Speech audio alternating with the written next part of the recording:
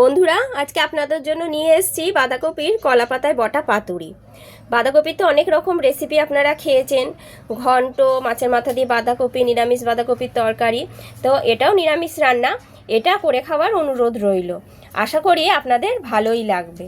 তো চলুন শুরু করা যাক।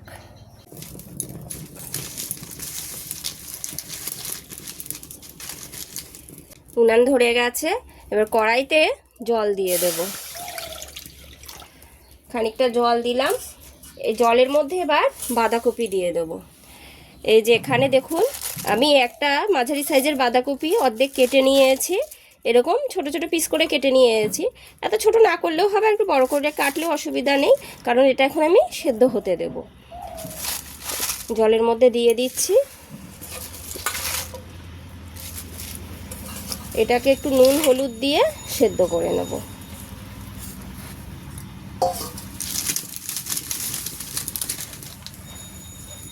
এবার এতে একটু নুন দিয়ে দিচ্ছি, নুন দিলে তাড়াতাড়ি সেদ্ধটা হয়ে যাবে, মজে যাবে তাড়াতাড়ি। নুন দিয়ে দিলাম আর সামান্য হলুদ দিয়ে দিচ্ছি।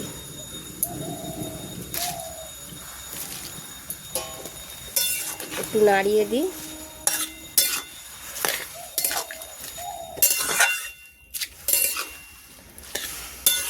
বাঁধাকপিতে অনেক রকম রেসিপি খেয়েছেন, আজকে আমি এভাবে বানাচ্ছি, পাতুরি করব কলা পাতা করে। এটা খেয়ে দেখবেন, এটা বানানো খুব একটা কঠিন না, খুব সহজেই হয়ে যায়। এবার ঢাকা দিয়ে দেব, এটা ফুটুক, আস্তে আস্তে ভাপ হোক। বাঁধাকপিটা হয়ে গেছে, আমি মাঝখানে আর একবার ঢাকনা সরিয়ে নেড়ে দিয়েছিলাম। একদম হয়ে গেছে, এবার নামিয়ে নেব।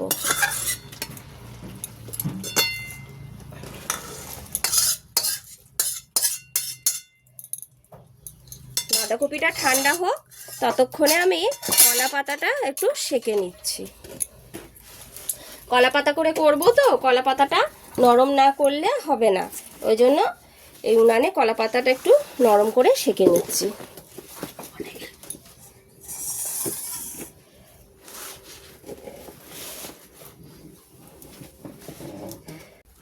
কলা পাতাটা নরম করে সেঁকে নিলে তাহলে মুড়তে সুবিধা হয়, না হলে ফেটে যাওয়ার ভয় থাকে। এই শীটটা ছিঁড়ে রাখি, এটা দিয়ে পাতুরিটা বাঁধা যাবে, এটা দড়ির কাজ হয়ে যাবে।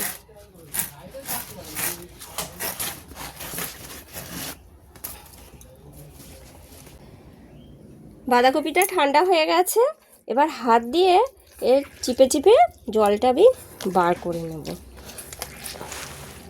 বাঁধাকপির মধ্যে এখনও অনেকটাই জল রয়েছে, এটা একটু হাত দিয়ে চিপে চিপে বার করে নিচ্ছি। দেখুন কত জল বেরোচ্ছে।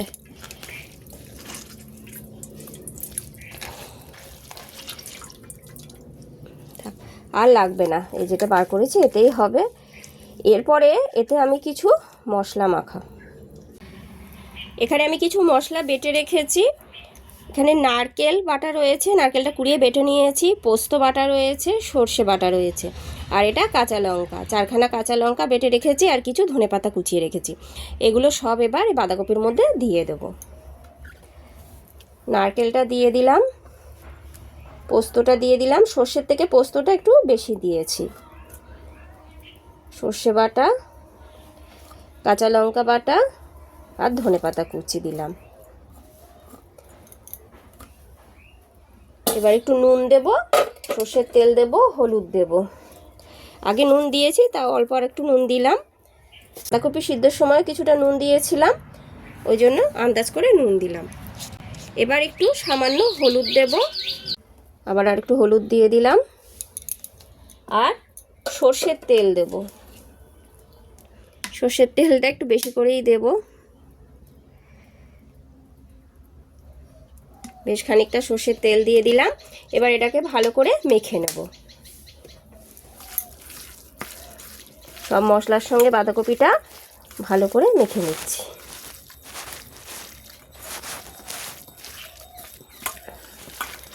মাখানো হয়ে গেছে, এবার এটা কলা পাতায় মুড়ে নেব।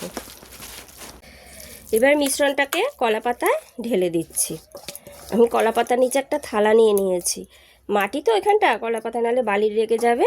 এটা থালার উপর রেখে এটা করছি। সুন্দর করে এটা সাজিয়ে নিলাম। এবার মুড়িয়ে নেব।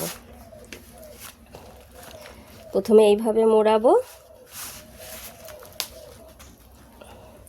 তারপরে এইভাবে দেব।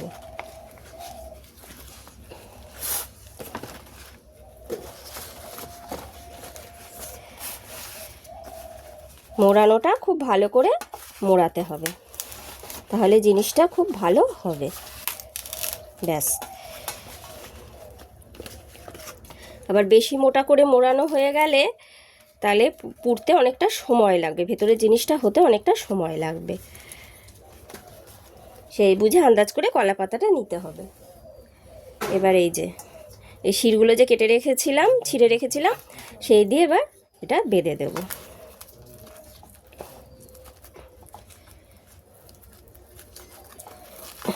এগুলো আমার দড়ির কাজ হয়ে গেল।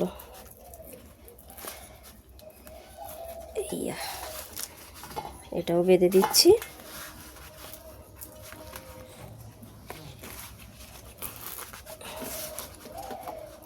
ভালো করে বেঁধে দিতে হবে যাতে না খুলে যায়,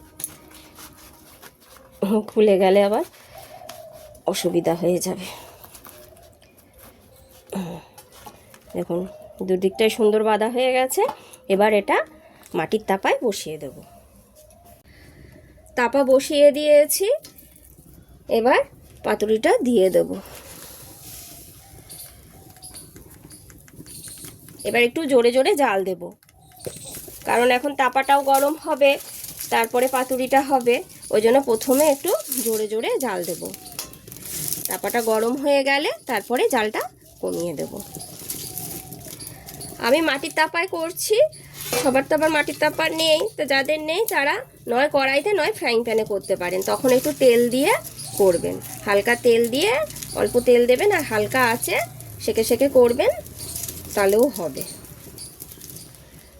একদিকটা বেশ খানিকক্ষণ জাল দিয়ে নিয়েছি। প্রথমে জোরে জাল দিয়েছিলাম, এই দেখুন পুড়ে গেছে এদিকের পাতাটা। এবার উল্টে দিচ্ছি। প্রথমে জোরে জাল দিয়েছিলাম, তারপরে আস্তে করে দিয়েছি আঁচটা। এদিকের পাতা পুড়ে গেছে, এবার ওই পিঠটা পুড়লে তাহলে হয়ে যাবে। এটা এবার আস্তে আস্তে জাল দিয়ে হতে দেব। বাঁধাকপির পাতুরিটা হয়ে গেছে, দেখুন এই পিঠটাও একদম পুড়ে গেছে। এই দিকটা তো প্রথমে পুড়ে গেছিলো, আমি উল্টে দিয়েছিলাম, তারপর ওই পিঠটাও পুড়ে গেছে। আমি কিন্তু আর আঁচ দিইনি, যে আঁচ ছিল তাতেই হয়ে গেছে। তবে এটা এখন খোলা যাবে না, এটা এখন খুব গরম আছে। এটা এখন আস্তে আস্তে নামিয়ে রেখে দিই, ঠান্ডা হোক, তারপরে এটাকে খুলবো। পাতুরিটা খুলে নিয়েছি, দেখুন কত সুন্দর হয়েছে, একবারে জমাট বেঁধে গেছে। তো এটা দেখতেও যেমন সুন্দর হয়, এটা খেতেও খুব ভালো হয়। আপনাদের এটা করে খাওয়ার অনুরোধ রইল। আশা করি রেসিপিটা আপনাদের ভালো লেগেছে। যদি ভালো লেগে থাকে তাহলে একটা লাইক দেবেন, আর আমার চ্যানেলটাকে সাবস্ক্রাইব করে আমার পাশে থাকবেন। তো আজ এই পর্যন্তই, দেখা হচ্ছে পরের দিন অন্য কোনো নতুন রেসিপি নিয়ে।